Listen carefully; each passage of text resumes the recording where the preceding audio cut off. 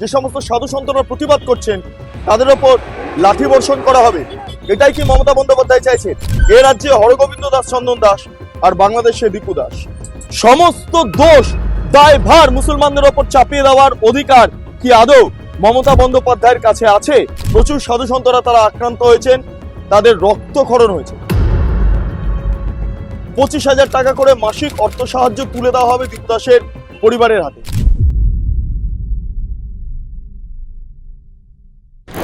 মমতা বন্দ্যোপাধ্যায় আদতে কি চাইছেন?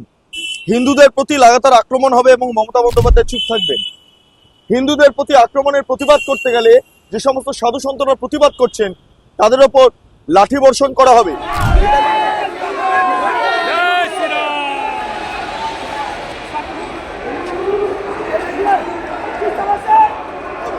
এটাই কি মমতা বন্দ্যোপাধ্যায় চাইছেন? এ রাজ্যে হরগোবিন্দ দাস চন্দন দাস আর বাংলাদেশে দীপু দাস। ভাবতে পারছেন কোথাও গিয়ে মিল পাবেন, কারণ মাংস কাটার চপার, তার পাশাপাশি নৃশংসভাবে হত্যা এবং ধর্মীয় স্লোগান দিয়ে এই সমস্ত হিন্দুদের হত্যা করা হচ্ছে, সেটা বাংলাদেশ হোক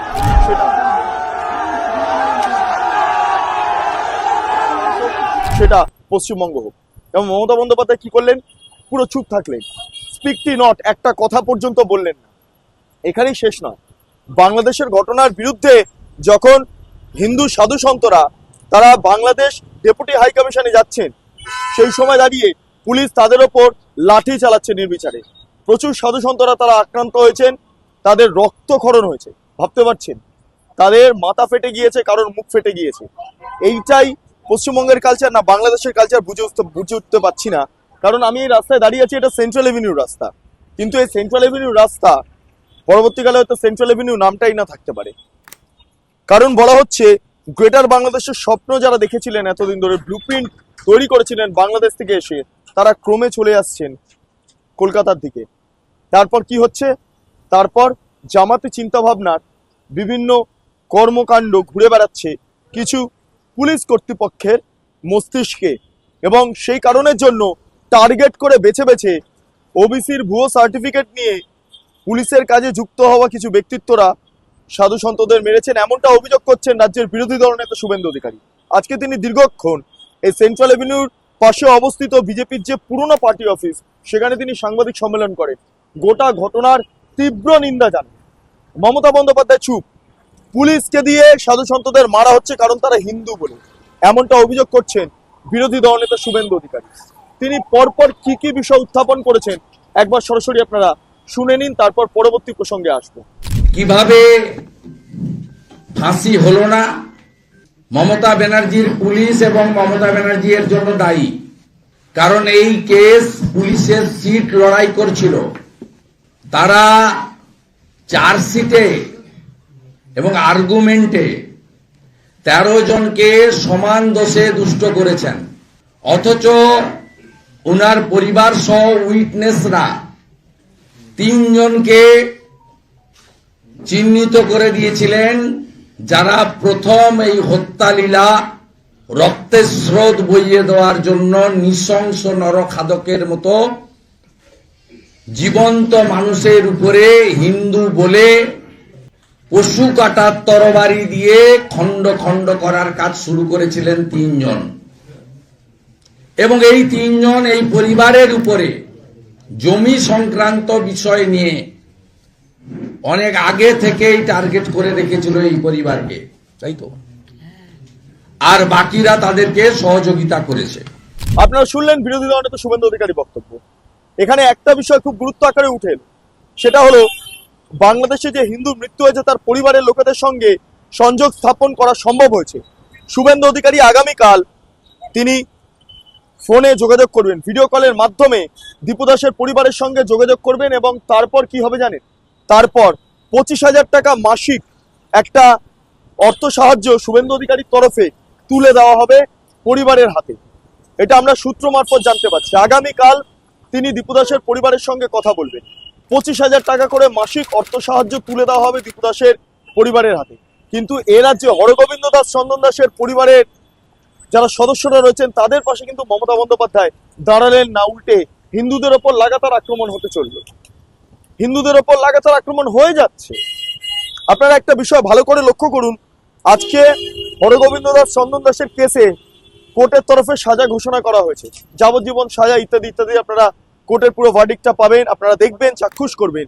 কিন্তু এরই মাঝে হরগোবিন্দ দাস চন্দন দাসের পরিবারের সদস্যদের সঙ্গে নিয়ে শুভেন্দু অধিকারী সাংবাদিক সম্মেলন করেন।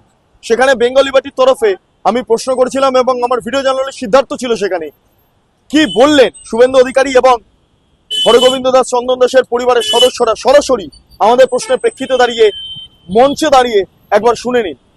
এবারে বুককে চিরে দিলে কি দিয়ে দিয়ে চিরলে এই যে কুড়ল দিয়ে কাটলে কি ভোজালি দিয়ে কাটলে আমার সামনে যে লাখকে একবার একটা পাথর ছুড়লে পাথর রেখে দেবে, লাখ ফেটে গেল।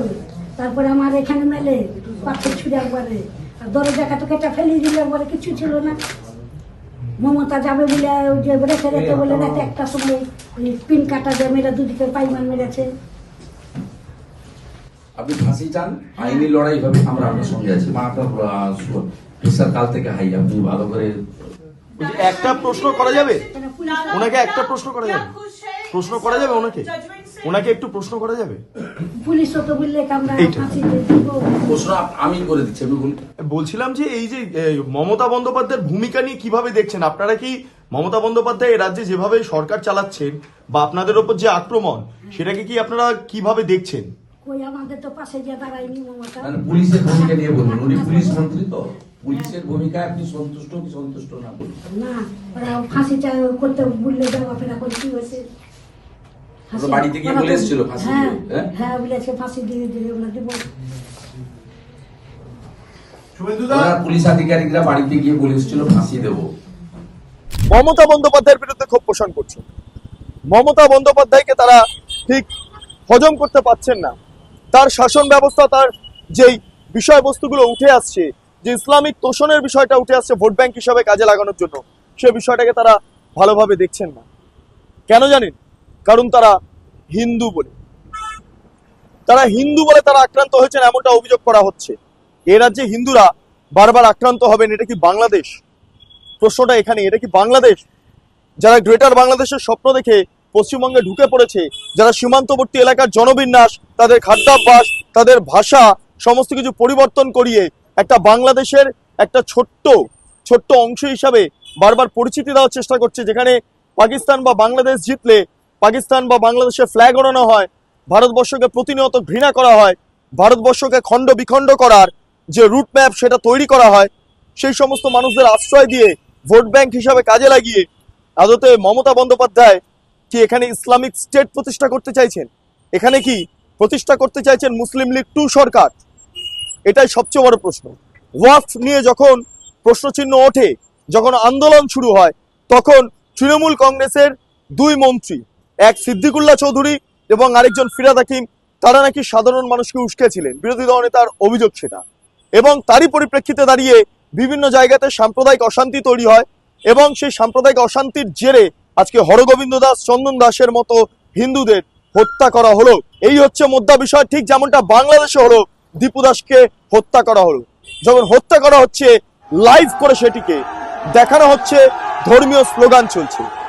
এখানেও ঠিক একইভাবে মুর্শিদাবাদ মালদাতে ওয়াকফ নিয়ে কেন্দ্র করে বা ওয়াকফকে নিয়ে একই ঘটনা পুনরাবৃত্তি ঘটেছে গত কয়েক মাস আগে, যেটা আজকে বাংলাদেশে ঘটে চলেছে প্রতিনিয়ত তথাকথিত